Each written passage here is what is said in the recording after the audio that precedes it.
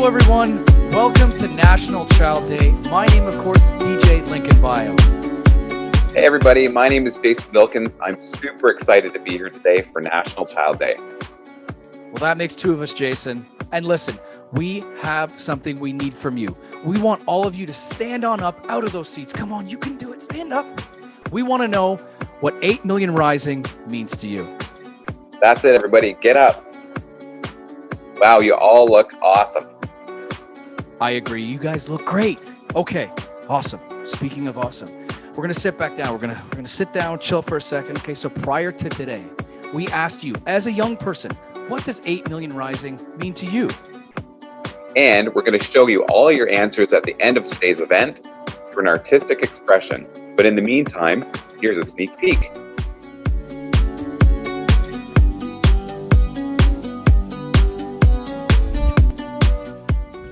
Now we're going to move on over to National Child Day host. This gentleman is a CBC Kids News contributor. Hand it away right to Arjun Ram. See you later. Bye, everybody. Thank you so much, DJ Lincoln Bio. I can't wait to see the final graphic at the end of the show based on all of the responses from everyone who registered today. And I'm so excited to be here this year hosting National Child Day for the third year in a row. And I would like to begin by welcoming students and youth from across Canada who are tuning in today. I would also like to acknowledge the land on which I am broadcasting from today, which is situated upon the traditional territories of the Erie Neutral, Huron-Wendat, Haudenosaunee, and Mississaugas. National Child Day is an opportunity to celebrate the rising movement of young leaders and change makers who are standing up from their rights across Canada. And the theme for this year for National Child Day is 8 Million Rising. Because guess what? There are 8 million of us kids in Canada, and we have a lot to say. So we have an action-packed agenda for you today, and I'd like to begin to mention a few housekeeping matters. Number one, this event is closed captioned. You can enable the captions by clicking the orange icon below. This event is also offered in French. You can activate this option by clicking the other orange button to choose your language of choice. We encourage you to use the chat box. You or your teachers can do so by looking to the right of your screen if you're on a PC, and below if you're on a phone, and submitting your name and hitting accept. Please note you will need to turn off full screen to use the chat. We also want to engage all of you in your classrooms, and we'll be asking some polling questions throughout the program. So please activate this by looking at the bottom of the chat box for the vote button. Select your answer. If you are able on a mobile device, the chat is likely below me. So scroll down until you see the vote button and select your answer. After the polling is complete, click the X in the polling box to return to the chat. Now, let's get things started. Here today to officially begin our program is the founder and CEO of Children First Canada, Sarah Austin. Over to you, Sarah. Thank you, Arjun. It is awesome having you back as our host, and a big thanks to CBC Kids News. I am so excited to welcome all of you to this National Child Day celebration. Today, you're making history. Nearly 20,000 students are here rallying for your rights at the largest National Child Day celebration ever. That's the equivalent of filling up the Scotiabank Arena. How amazing is that? We're also joined by hundreds of teachers, parents, and leaders who share a commitment to protecting children's rights. Thank you all for being here. We want to see you in action, so be sure to post your pictures from the event to social media using the hashtag 8MillionRising and tag Children First Canada. Today, we're all in different parts of the country, so in the spirit of reconciliation, we acknowledge that we live, learn, work, and play on the traditional, ancestral, and unceded territories of many First Nations, Métis, and Inuit people. Learning about traditional territories of Indigenous peoples is an important first step towards reconciliation, and Children First Canada affirms the spirit that we are all treaty people, honoring the sovereignty and self-determination of Indigenous nations. Now, as Arjun mentioned, the theme of our event is 8 Million Rising, not only because there are 8 million kids in Canada, but because you are rising up as leaders and change makers.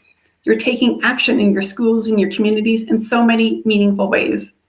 You have so much power. You make up nearly a quarter of the population, and you are 100% of our future. Today, we'll hear from students across Canada sharing their ideas about what 8 Million Rising means to them, and I hope it will inspire you in your efforts as a leader and change maker. One simple step you can take today is to learn about children's rights and tell at least one other person. You can download a free child-friendly version of the UN Convention on the Rights of the Child from our website to get started. At Children First Canada, it's our mission to make Canada the best place in the world for kids to grow up. Did you know that Canada currently ranks 48th on the Global Child Rights Index? That's pretty disappointing if you ask me. I think we should be striving to be number one. And I think we have what it takes, but it's going to take all of us working together to make that possible. Will you join me? Today, we released a call to action to our Prime Minister and to all the premiers to work together to make children a priority and to protect your rights. We did a survey last week and we asked adults across the country what they think are the biggest problems facing kids right now. We found out that they're worried about being able to afford good food and housing, your mental and physical health, and protecting you from violence and abuse.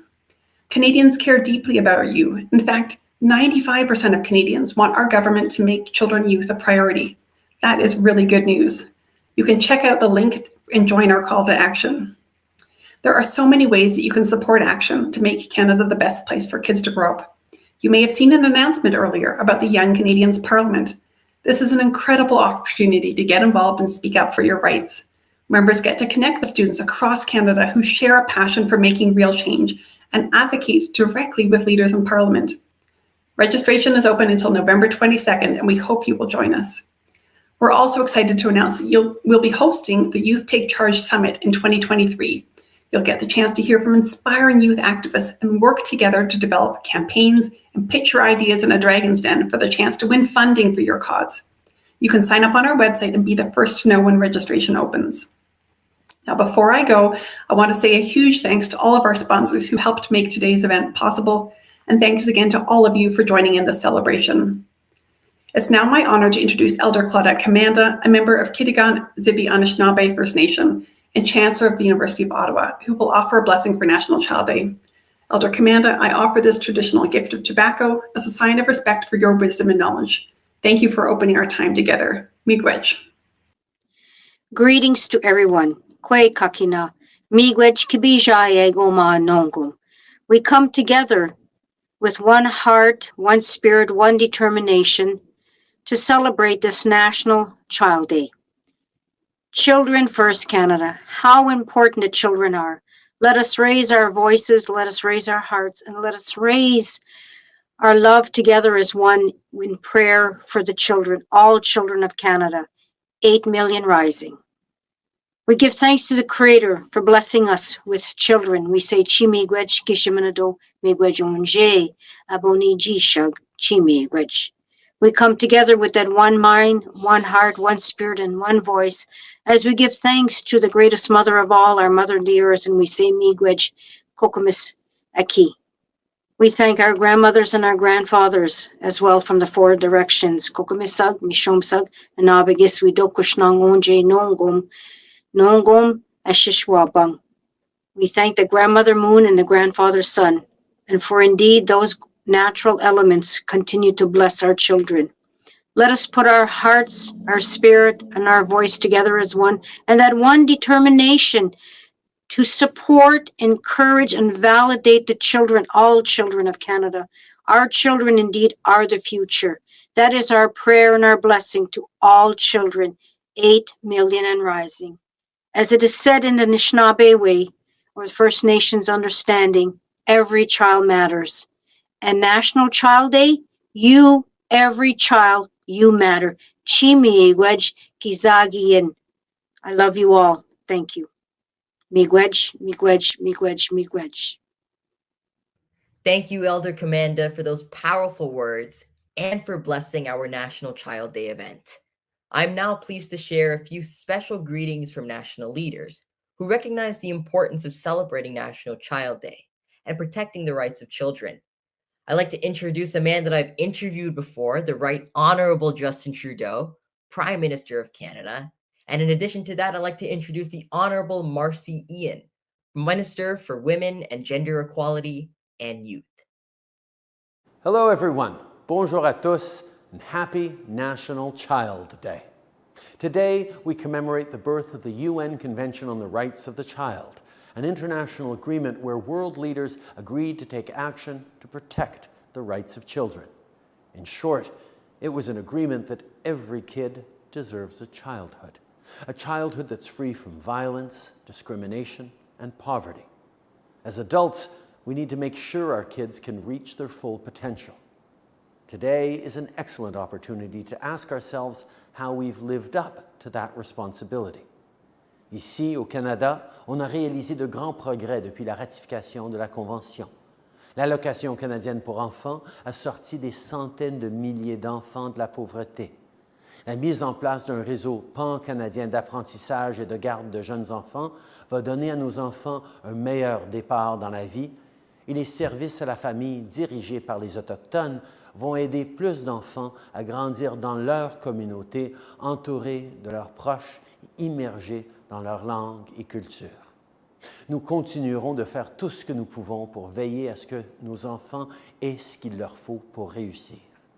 National Child Day is about more than a declaration.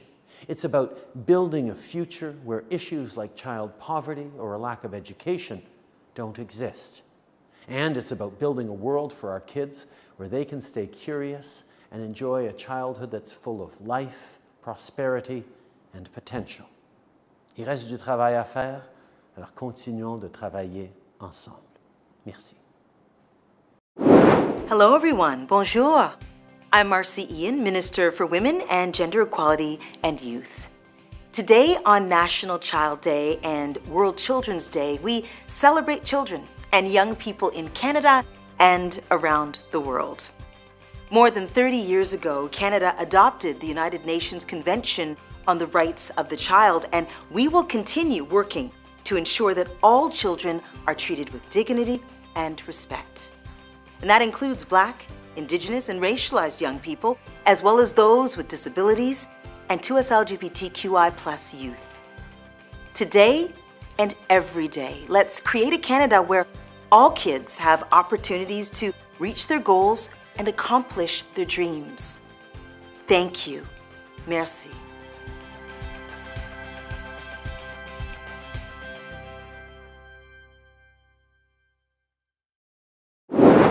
What great messages and takeaways. Now we have the chance to hear directly from students about why National Child Day is so important. Children First Canada has a program called the Young Canadians Parliament, or the YCP. It's a growing movement of young people who are standing up for their rights, even at the highest levels of government. Members from this program recently visited Parliament Hill. So let's hear what 8 Million Rising means to them.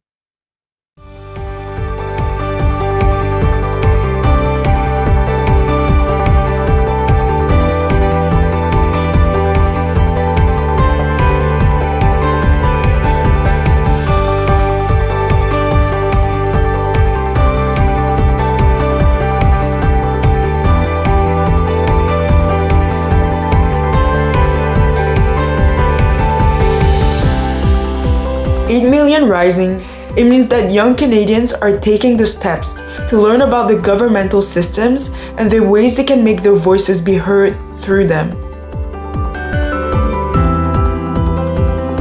We need to give children chances, opportunities, choices, and so much more so they can rise and become our tomorrow. 8 Million Rising means to me that there's a network of 8 million youth in Canada from coast to coast to coast that deserve to be heard, not only by politicians, not only by people who work in the private sector, but by all adults. Because youth aren't only the leaders of tomorrow, but they're the leaders of today. Definitely about going from one generation of advocate to another and just helping the ones that are starting out get up to the point where I've had want to be. So it's about discussion. I joined the Young Canadians Parliament because I wanted to meet other people who share an interest in politics like I do. I wanted to be able to advocate for myself and other young people and learn about our rights and participate in different events.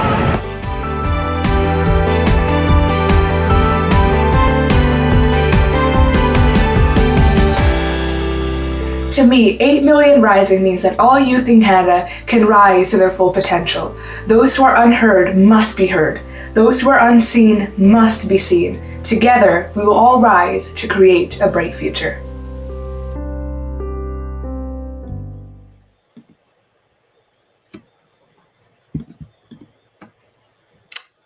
What great footage that was just shown. And as Sarah mentioned, Children's First Canada has just completed a survey across Canada to find out what adults think the biggest worries and issues for children and youth are. We also know there are a lot of surveys for adults to let us know what they think the big issues are. So today we'd like to take the time to find out what the hot topics are from children and youth. So let's get started on our first poll. What do you think is the biggest worry or concern for children and youth in Canada right now? You got 4 options to choose from: mental health, violence and child abuse, climate change, and discrimination and bullying. Now you can vote by looking at the bottom of the chat box for the vote button, select your answer, and if you're on a mobile device, the chat is likely below me. So scroll down until you see the vote button and select your answer. After the polling is complete, click the X in the polling box to return to the chat.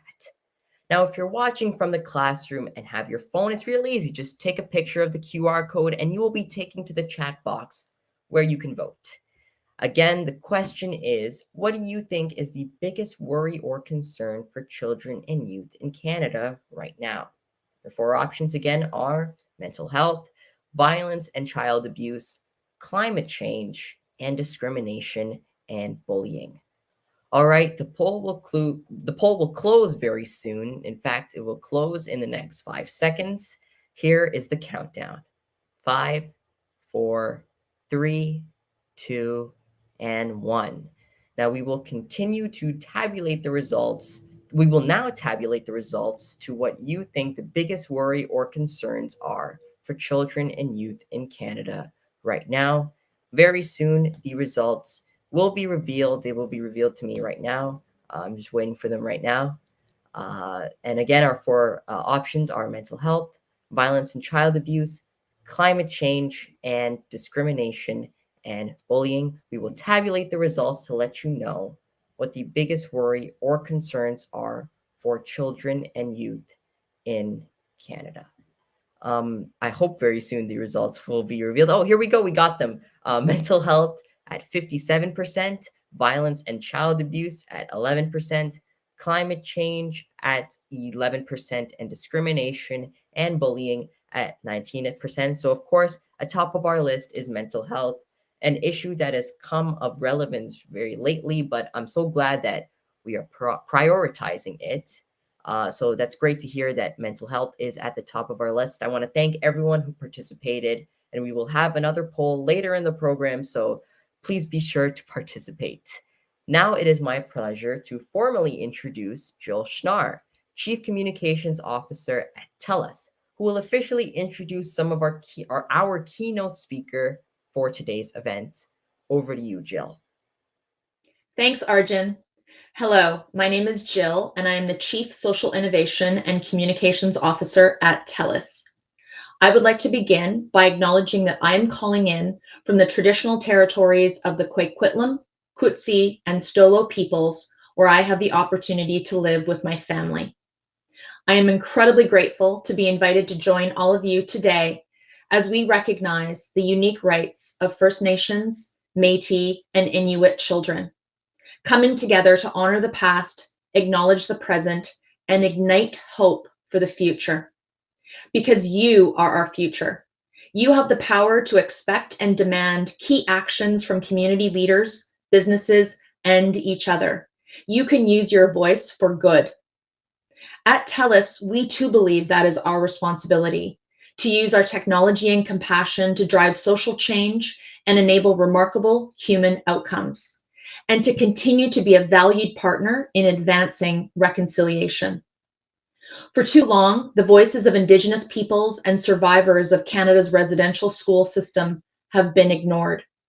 In the past year, TELUS has committed more than $10 million to support Indigenous-led projects and initiatives, including a $1 million commitment to help digitize the witness blanket. In partnership with Carrie Newman and the Canadian Museum for Human Rights, this all-new interactive website, available at witnessblanket.ca, shares stories from the witness blanket, a powerful work of art created by master carver Carrie Newman and made from over 800 items reclaimed from residential schools across Canada. This critical piece of our shared history honors the children who never made it home, those that did, and their families. It recognizes the intergenerational and ongoing impacts that continue to be felt today. Importantly, the digital witness blanket offers an educational opportunity that many of us, including myself, were not given growing up. Education is at the heart of this new digital platform, creating opportunities for people anywhere in the world to explore original stories, hear video testimonies from survivors, and get a glimpse into the residential school era and its legacy. It is an opportunity to help create a better future for our children and ensure all children understand our shared history. Leveraging our world-leading connectivity, it is our mission to ensure the digital witness blanket will have a lasting and powerful impression on every person living in Canada, standing as a national monument to recognize the atrocities of the residential school era. We each have a role to play. I encourage each of you to visit, learn from, and participate at witnessblanket.ca.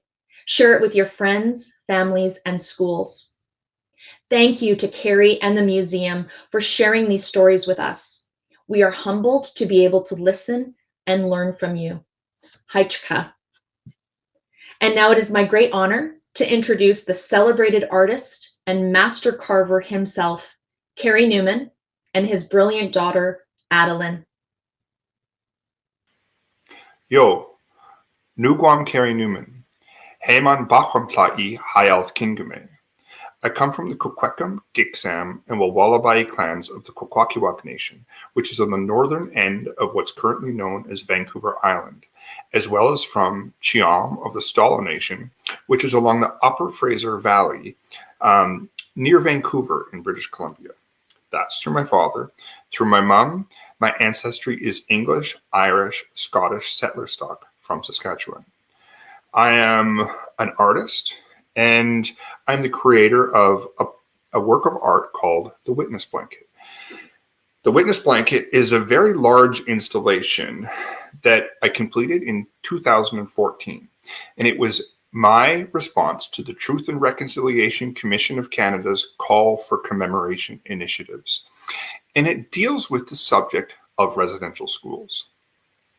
When I first started trying to imagine what I could make, I was thinking about things like totems, sculptures, paintings, because that's mostly what I do. But I couldn't figure out a way to make any of those things, no matter how big I made them, tell the whole story of the experience of residential schools and the experience that survivors had when they were there. So it wasn't until I thought of this idea of gathering objects from each of the schools and inviting survivors and intergenerational survivors to share their stories and things that mattered to them and put them all together into the Witness Blanket, that I felt like I had a really good idea for how to use art to talk about reconciliation, and for how to tell the story of residential schools in Canada. So thankfully for me, the Truth and Reconciliation Commission accepted my idea and provided the funding for me to hire a team of people to help make this happen. And as I said, we finished it in 2014. It went on tour around the country. So it went from British Columbia, where I live, to Nova Scotia and back. And eventually it came to rest in a place called the Canadian Museum for Human Rights. That is where the Witness Blanket will live long term. And when it settled there, we made a special kind of agreement where rather than thinking about the blanket as being somebody's possession, like something that the museum owns or something that I owned, we decided that we would agree that the blanket owns itself. And the museum and me would take on the responsibility of caring for the blanket and for the stories that it carries. Eventually, that led to a couple of different things. Now that the original blanket is no longer touring, we've made 2 different touring exhibitions that are the same size as the blanket, but they're made from images of it. One is currently in the Yukon and the other is in Columbus, Ohio. We also set about making other things, like there's a book called Picking Up the Pieces, Residential School History and the Making of the Witness Blanket. And there's another book called The Witness Blanket, Truth, Art, and Reconciliation. There's a film called Picking Up the Pieces, The Making of the Witness Blanket. But we had a whole bunch of extra stories and a whole bunch of extra video that didn't fit into the books, didn't fit into the movie. And so we were kind of at a loss trying to decide what we could do to make those parts of the witness blanket and the stories behind the objects on the blanket available to everybody. When we were traveling around with the blanket, one of the challenges is it's so big and so difficult to move that we could only move it every few months. And that meant that we couldn't go to places like schools. And so eventually we came up with the idea of making a digital witness blanket, where we would tell the stories behind the pieces through an interactive website. And one of the big reasons for doing that was to make it as easily accessible and as easily available to everybody in Canada and beyond as possible. And so we formed a partnership between me, the Museum for Human Rights, and TELUS. And TELUS provided resources to help us be able to put this together. And what we have now is an extension of those other things that I talked about, the book and the movie. And we have on witnessblanket.ca. And it's a place where we've brought together the stories of residential survivors. And you can enter into the experiences of survivors through an object on the blanket.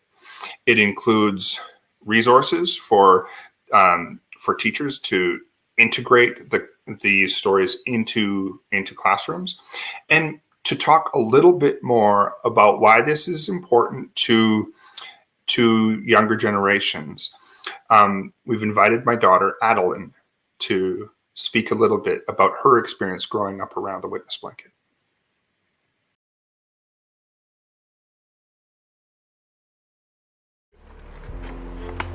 Right there.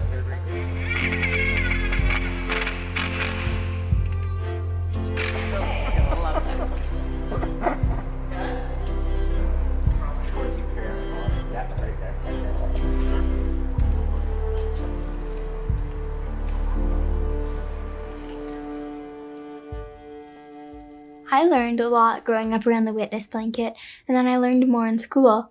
I have learned about how residential schools are a bad thing for many reasons, one of them being that children were torn away from their families and traditions, and another being that children were not always properly fed or taken care of. Also, lots of children were separated from their siblings and were separated by gender. Something that affects me today is that my umbo, grandpa, wasn't allowed to speak Kwakwala. Because of that, he couldn't teach my dad, and now I don't speak it either. The same is true for many Indigenous people in this country. I think that the stories on witnessblanket.ca with videos, text, and images will help teachers by making it so they don't have to find so many links just to get enough material for one lesson. Usually, I have to keep going back to the homepage to click different links, but with this website, it has so much information and so many stories from lots of different survivors. Now we will be able to learn more from one place.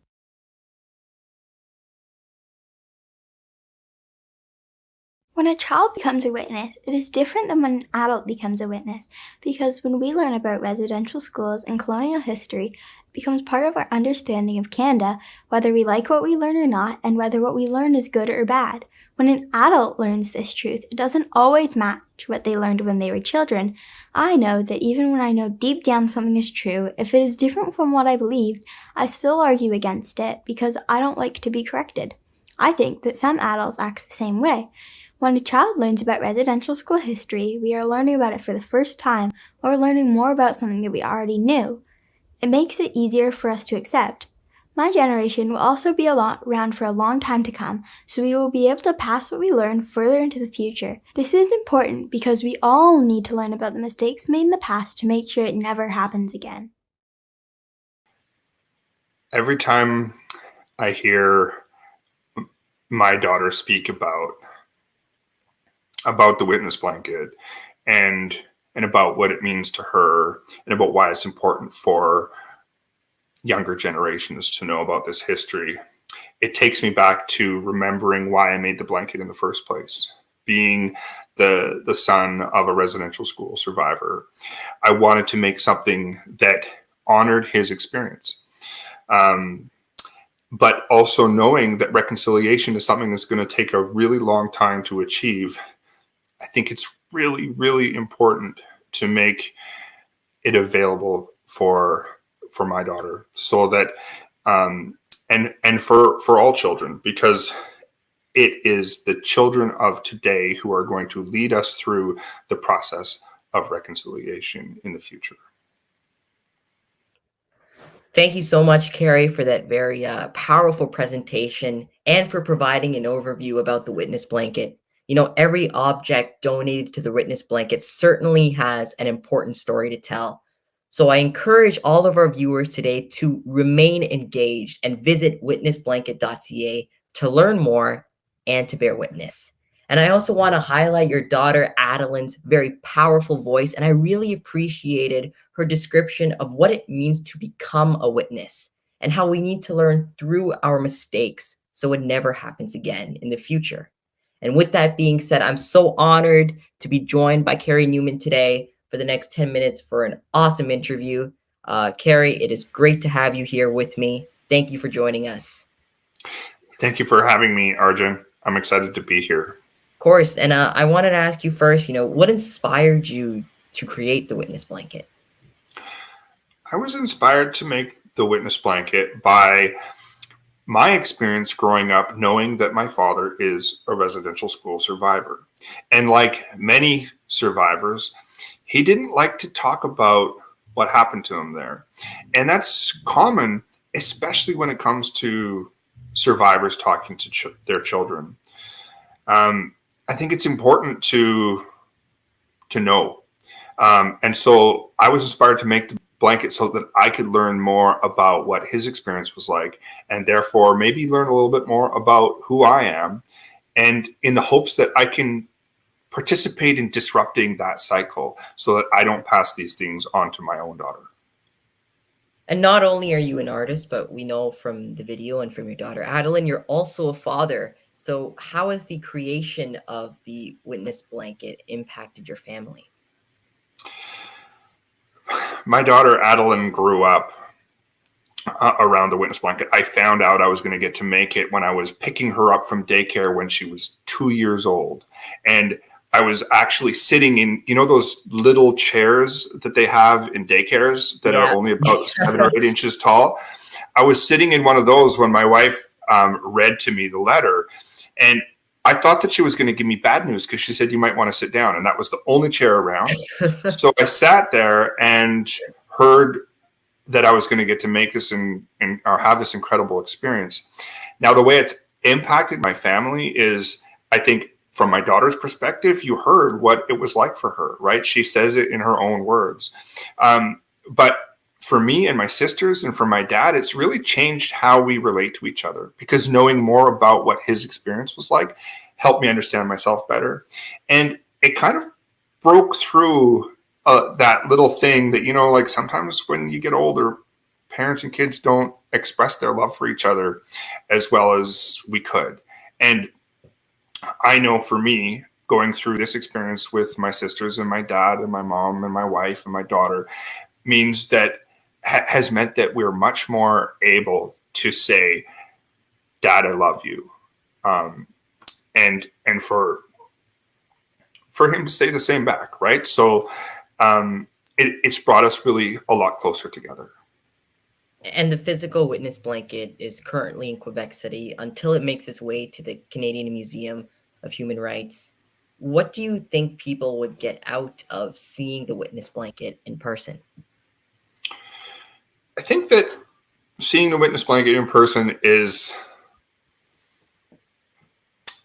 I think it invites people into learning about residential school history in a different kind of way than, say, you and I talking about it or reading about it in a book. There's these objects that came from residential schools, that came from survivors, and then behind those objects are stories.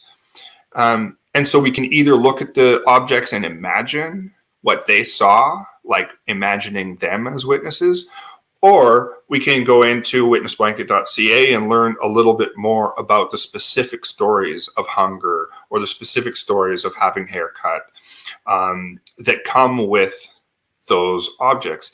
Now, when you stand in front of it, there's so many different things that the hope for me as an artist is that each person who stands in front of the blanket will see something on there that connects with them, that maybe they have their own experience or their own memory of, and that through that memory or through that personal connection, people start to be more curious and want to learn more. The blanket actually moves. When you're standing in front of it, you can see through the seams between the pieces of wood, between the objects. And so that, to me, whenever I have a chance to stand in front of the original blanket, is what always sits with me, that pulls me in, because the objects, like, you can still see the dust from the places that they came from. You can still see the wear on the doorknobs. And for me, it makes it more real to imagine those places when I'm doing that through those pieces that were actually in residential schools. And I want to sort of expand on that final point that you just made there. Was it emotionally difficult at all to sort of assemble these pieces that really originated from traumatic experiences? Absolutely. For me, and for everybody who was part of the team that made the blanket, and continuing through the people at the museum and the people at TELUS who've been partnering with us, we try to be really mindful of the emotional weight that learning about this carries. And that extends to anybody who's engaging with the stories of the witness blanket and the blanket itself, is that I think that emotion is part of it, because there's some pretty terrible things that happen there. But being able to express that emotion and feel comfortable knowing that it's okay to feel those things has been something that I've tried to make sure we have space for in the process of making this blanket. And the one thing that I've continually turned to help me and the other people who are around me deal with it is cultural ceremony, is doing things like, out here on the West Coast, we have this thing that we call brushing off, where we take cedar boughs and a person brushes you off. And the idea is, as they brush you with the cedar boughs, they're wiping away the heavy feelings, so that when you go on with the rest of your day, you don't have to carry all of those things around with you. And what more do we need to do to develop rights for Indigenous kids as a part of our steps towards reconciliation? Wow. I think that rights for Indigenous kids need to be set within an understanding of what colonialism has meant. Having grown up not living on a reserve, but being an Indigenous person, and remembering what racism was like toward Indigenous people when I was younger, it's changed from my dad's time to my time, and I think it's continuing to change in these times where we're having more conversations about cultural difference, about racial difference, and normalizing it so that people understand that there isn't one type of culture or person or gender that we're all supposed to be. We should all be who we are, and the rest of us everybody else has the responsibility of making space for that. I think that continuing to have conversations like the one that we're having right now is a really big part of ensuring not just rights for Indigenous children, but rights for any children who don't fit within a settler colonial perspective. And Carrie, my final question to you today is, the theme of National Child Day is 8 million rising. There are 8 million kids in Canada, and they all have one thing in common, which is their rights. I want to know, tell me, what does that mean to you? I think that what I hear when you say that is, I feel inspired. I've seen and heard through conversations with students, through talking with my daughter, through presenting in different schools, through carving a totem with a school, how much things change when those 8 million who are rising pull together around a collective vision for the future that includes all of us. So I'm deeply inspired by the children of today and the conversations that we're having across this country, especially on days like today. Well, thank you once again, Carrie, for your time chatting with me today and for all that you do to make this world a better place. So thank you again. Thank you, Arjun. It's been a real pleasure talking to you. Thank you. And the truth of bearing witness is found in being and acting, and through patient learning and active participation in the reconciliation process. And I encourage all of you to visit witnessblanket.ca so you can be a part of the reconciliation process. Now, as you know, I have been hosting Children First Canada's National Child Day for 3 years now. It feels like it's gone by way too quick. And the theme this year is 8 million rising, which means different things to different people. Let's hear from some young people across Canada on what 8 million rising means to them. 8 million is a number that signifies the power of youth. 8 million young minds, 8 million voices, and unlimited constructive ideas to improve Canada's current state in an international perspective. To me, 8 million rising means that young people across Canada are working together to create a better country, not only for themselves and other young people, but for all Canadians. 8 million rising means 8 million children and youth in Canada, and a growing number. I found it interesting to learn that this group makes up 1/4 of Canada's population under the age of 18. We are the future of Canada. We are the next group of business leaders, policy makers, and we can have an impact now by being leaders in our schools and communities. It also means challenging stereotypes about young people, such as the idea that young people cannot make informed decisions or participate meaningfully in their communities. We should be on the rise to exposure as we are the future of the country. 8 million rising is a phrase of power and unity that aims to serve the greater good of Canada.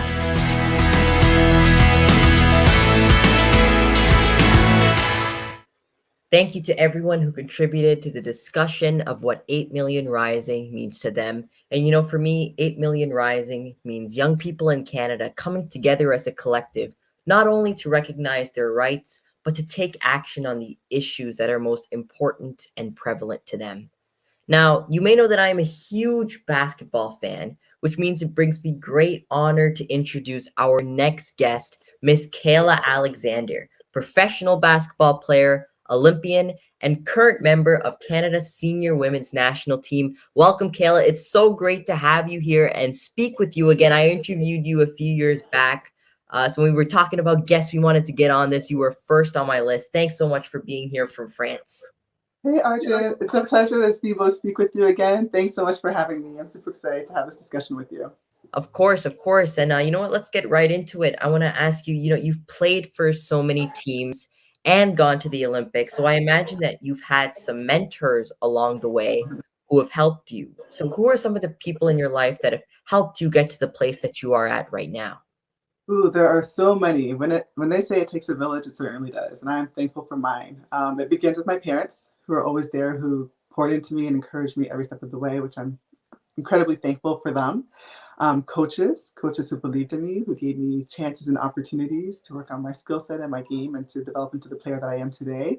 Teachers and professors who worked with me along my journey with basketball, especially as I was moving to the next level, going from high school to college, having them work with me, academics when I was missing classes for games and so forth, working with me so that I can stay on track.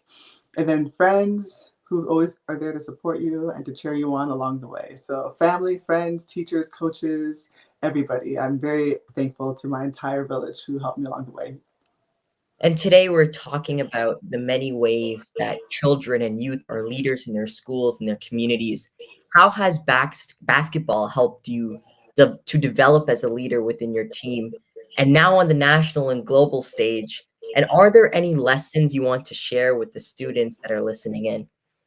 Ooh, one thing that I love about basketball, and it's a sport that I love to play, it brings me so much joy, but basketball teaches you so many valuable life skills that you can use off the court throughout your entire life. Some of those skills include communication, learning to communicate with other people, conflict resolution, learning to advocate for yourself and stand up for yourself and be vocal, which is very important in basketball. As a post player, usually in order to get the ball, I have to yell out for the ball and demand it from my teammates and use my voice. And that gives me the confidence to go out and be vocal and stand up for myself and for others in the real world, outside the court. Teamwork, self-discipline, determination, confidence, the list goes on and on and on. So one of the things that I love about this sport is that it's constantly teaching me and giving me life skills that I can use off the court as well. So my advice would be to any young person out there to play sports, because it'll give you so many intangible life skills that you can use with you, whether you're on the court, the field, the ice, the classroom, in life. It'll give so much to you. And a new survey of 8,000 youth was just released and showed that youth still face huge barriers to participating in team sports based on race, gender, and economic background. What were some of the barriers that you faced and had to overcome? Ooh. One thing that really hurts my heart is hearing that, because I feel like all kids should have the right to play, because it's such a valuable part of life and development. That's how you make new friends. Again, that's the life skills that you develop. It's part of a healthy lifestyle. So it always breaks my heart when I hear that. As far as some of the adversities or things that I had to overcome in order to play sports, I would say one of them might have been monetary at times, because it can get pretty expensive, especially if you're playing on a traveling team that plays or travels to different countries or to different states or provinces. That adds up, especially with hotel, gas money, uniforms, etc. But I'm very thankful that along the way, we had incredible coaches who applied for grants that allowed us and all of my teammates to get the opportunities to play. But it's unfortunate, and I hate hearing that. I'm hoping that in the future we can change it so that every kid, if they want to, has access to free sports. Kayla, aside from basketball, we know that you really like to draw. I remember we spoke about that in our interview a few years ago. And now you have illustrated your own book and have your own art business. What has it meant for you to follow some of your passions off the court? It means the world to me. So one thing that I always like to tell young athletes especially is that you're always more than an athlete. Your sport might be something that you do, that you enjoy, but it's not who you are. It's just something that you do. It's important to have other things that you enjoy, that you're passionate about as well, and to nurture those and see where it can take you. And for me, before I ever stepped foot on the court, I always loved drawing and illustrating. So I was very thankful that I was able to create and illustrate my children's book and write it alongside my sister Keisha. And it's available now for young kids. I hope that it encourages every kid that reads its pages.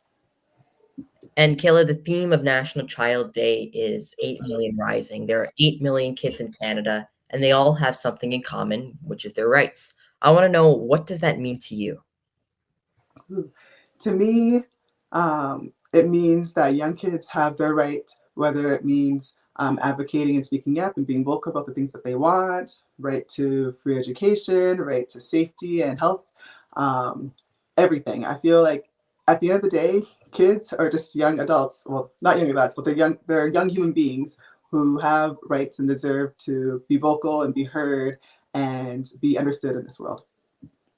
Well, Kayla, thank you so much for joining us today, and we will continue to cheer you on from Canada here. Thank you again for joining us. Thank you. It's always a pleasure. Today, we have talked about the importance of children and youth being accepted for who they are and making space for this, as well as the importance of protecting the rights of children. Now, one particular right I had the opportunity to further explore was the protection of kids' rights online. It was a very fun and informative piece that I got to film with the producer, and I hope you all enjoy. Check it out.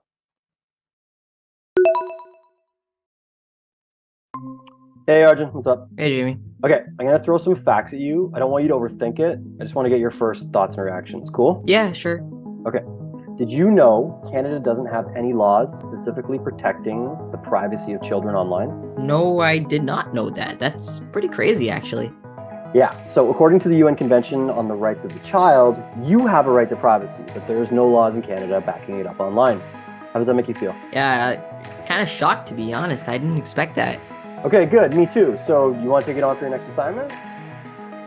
Yeah, sure. I'm at the CBC building in Toronto, and while my producer Jamie is around the corner setting up some gear for our shoot, I'm going to tell you what's up. So, the United Nations Convention on the Rights of Child. It basically outlines human rights for everyone under the age of 18, and many different countries adopt these rights, basically declaring that they will uphold them. These rights are written in articles, 54 of them to be exact. Which brings us to Article 16.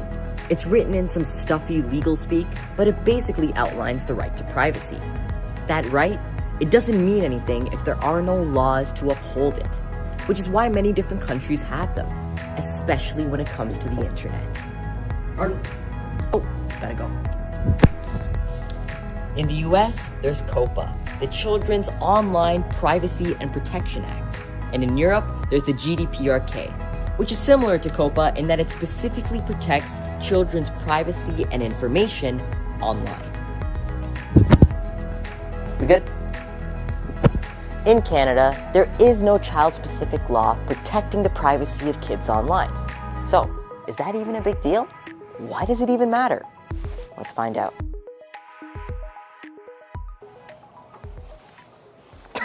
Could you? You'll make the blooper reel. Don't make me laugh. Arjun.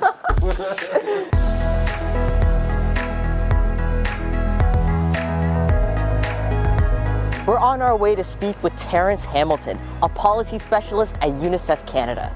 UNICEF Canada releases reports on children's rights and their well-being, so I figured they could shed some light on internet privacy in Canada and how we stack up versus other countries.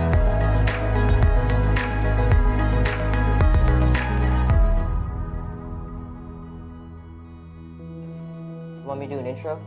Yeah, just like thanks for having us. Really appreciate taking the time, something like that. Just, I want to start by thanking you for taking the time to speak with us today. Yeah, my pleasure. The US has COPPA and Europe has similar privacy laws as well. So why doesn't Canada have something similar? So Canada is updating those laws. The way that Bill 27 has been laid out, it does a really good job of protecting people's privacy, but it's reacting to privacy violations as opposed to being proactive. Jurisdictions that have the best privacy laws on the books, they have been proactive in requiring tech companies to design their services with the interests of children in mind. Okay, so the government is trying to pass a bill that could bolster up privacy laws, specifically for young people in Canada. For example, limiting how much private information a company could collect when you say, sign up for an app. The law would set fines for companies who didn't follow the rules, like $25 million for really serious offenses. But Bill C-27 is making its way through a long process. Okay, I'm about to hop on a call with my producer to wrap this up. Hey Jamie, just finished my last stand-up. Sweet, you good to do a little outro? Yeah, sure, let's do it. Okay, sweet. Can you move the camera to the other spot and we'll start recording? Alright, bet. Okay, I've learned a lot. Canada is definitely cooking up something, but at the moment this video is published, there are no specific laws protecting kids' privacy online. For CBC Kids News, I'm Arjun Ram.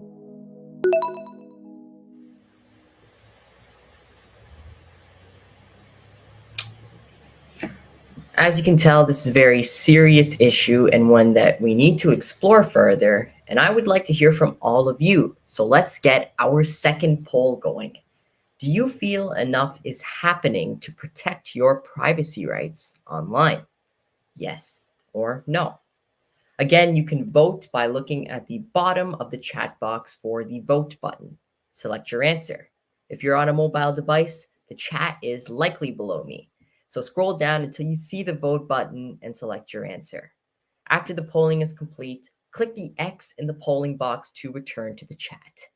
Now, if you're watching from the classroom and have your phone, again, it's pretty easy. Just take your phone and take a picture of the QR code, and you will be taken to the chat box where you can vote. Now, as you answer this question, I would also like to give members from the Young Canadians Parliament a special shout out, as they have been advocating for online privacy rights and have been meeting directly with the Minister of Heritage to advocate for the rights of children and youth. It is important that young people are seen and heard, and I am glad that Young Canadian Parliament members are standing up for their rights. Okay, the poll will close in a few seconds. Here is your countdown. 5, 4, 3, 2, and 1. All right, let's tabulate the results to see how everyone voted. Very soon, the results will be revealed. And again, the question is, do you feel enough is happening to protect your privacy rights online? We got 92 for no and 7 for yes. So the majority of our audience has said no, meaning that more has to be done to protect, 92% no and 7% yes. So 92% of our audience believes that more needs to be done in order to protect online privacy rights online. It was actually a very fun story to film, very informative, and I am glad that most of our audience recognizes that a lot more needs to be done to ensure that we prioritize the security of young people's activity online. And we have actually reached the final portion of our event today, and very soon I will welcome DJ Lincoln Bio and Jason Wilkins back to the screen to reveal the graphic illustration. But before that, Children First Canada has an announcement regarding a contest. Thanks to the Public Health Agency of Canada, Children First Canada is about to launch a whole new way to get your voice heard about children's rights, a child's rights video contest. Let's go to the members of the Youth Advisory Committee to learn more. Bonjour tout le monde, je m'appelle Megan. I am from Quebec. And my name is Simi. I'm from British Columbia. There's 8 million young people under 18 in Canada, and we are on the rise. This is why Children First Canada's Youth Advisory Committee is putting together a video, and we need your help. We want to do this with young people across the country, like many of you. And as long as you live in Canada, we want to hear from you. Send us your video today. You can find out more at our links on the Children First Canada website or in CFC socials. Also, teachers, we hope you can get your students involved. Get your students to teach you about one child's right and get them to submit their video. For more details, remember to check the CFC website. We're taking submissions until January of 2023. Here's a video example of what your submission could be like from Jessica Chang, who is a member of the Holland Bloorview Youth Advisory Council. Thanks everyone. We can't wait to see your videos. Hi, my name is Jessica, and I'm a youth leader and the public relations representative for our Youth Advisory Council at Holland Bloorview Kids Rehabilitation Hospital. So my connection to Holland Bloorview started a bit later during the summer of my grade 12 year as I was diagnosed unexpectedly with a brain tumor. So as someone who was always actively trying to be engaged in my school and community, I really value my right to fully participate in all various areas of life, including family, cultural, and social life. So following my injury, I felt that I was precluded from accessing many of those same resources. So this served to empower me to become a healthcare and disability advocate and get involved in new and different ways to help seek and create opportunities to allow myself and other kids with disabilities those same opportunities to contribute in new and innovative ways. So I really value creating more accessible ways for kids to independently access the different means to help get meaningfully involved and enrich their social lives despite any barriers they might encounter. What an awesome contest, and I encourage everyone watching today to get involved. Details on how to submit a video will be in the chat. I want to thank everyone once again for joining us today. We explored a number of topics and themes, and my biggest takeaway was how involved young people are in the issues that are most important and prevalent to them. And I hope that more people at the top will recognize this and, most importantly, listen. I also want to thank the incredible sponsors who helped make today possible. TELUS, Alberta's Children's Hospital Research Institute, Sick Kids, CHEO, SureCall, McMaster Children's Hospital, and Holland Bloorview Kids Rehabilitation Hospital. There's 8 million young people in this country, and now it's time to reveal what 8 million rising means to all of you, based on your responses when you registered for the event today. I can't wait for the big reveal. Over to you, Jason and DJ Bio, to conclude today's event.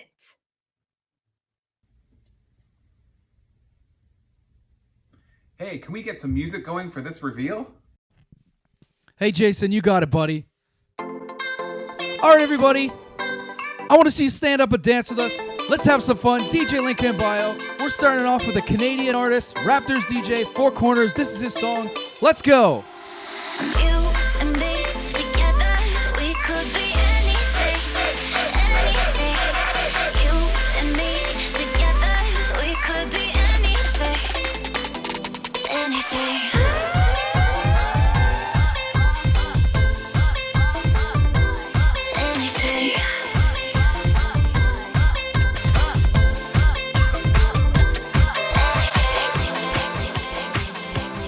Wow, this looks amazing. I'm loving it. I'm loving the dance moves. Keep it going.